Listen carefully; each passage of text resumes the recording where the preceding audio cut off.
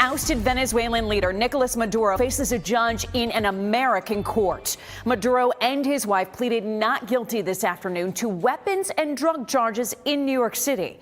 It was their first court appearance after the U.S. captured them in a surprise attack over the weekend. They're both charged with narco-terrorism, cocaine importation conspiracy, and weapons offenses. During the hearing, Maduro told the courtroom he is still the president of Venezuela and said he was kidnapped in the weekend military raid in Caracas. After the hearing, Maduro's attorney supported his client's claims.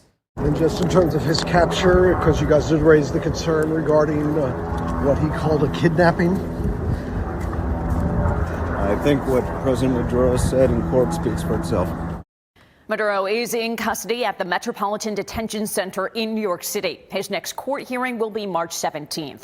President Trump has said the U.S. is in charge of Venezuela and warned its interim leader to cooperate or pay a very big price. Today, News10NBC's Erin Mahon spoke with members of the local Venezuelan community. She asked them about their perspective on Maduro's capture. She reports from the Bureau office on Clifford Avenue in Rochester. Lisheiry Mora left Venezuela over a decade ago. We sat down at Ibero-American Action League here today, where she told me that news of Nicolás Maduro's capture over the weekend brings her hope.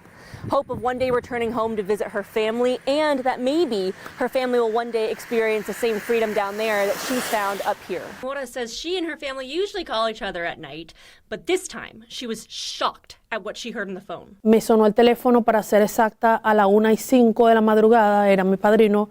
Y llega y me dice, yo le digo, ¿qué pasó? ¿Está pasando algo? Y me dice, hija, pero con tono de desespero, hija, prende las noticias, no sabemos qué está pasando, se fue la luz. Y entonces escuché yo como un boom. Mora says she started calling the rest of her family immediately, her sisters, her nephew, her mom.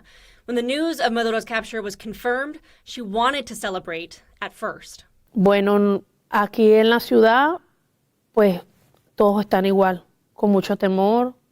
Por ejemplo, el día 4, muchos queríamos hacer como, por ejemplo, el estado de Florida, que... But Mora says the community here is afraid to celebrate in public for fear of an ICE raid. Por lo menos vemos un poquito de luz al final del túnel, pero tenemos mucho miedo. Por ejemplo, yo estoy bajo asilo y relativamente estoy legal porque yo tengo todos mis trámites. Mora tells me she's worried that her asylum status may change now that Venezuela is no longer under a dictatorship.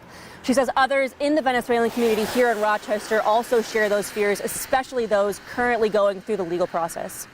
Reporting in Rochester, Erin Mahon, News10NBC.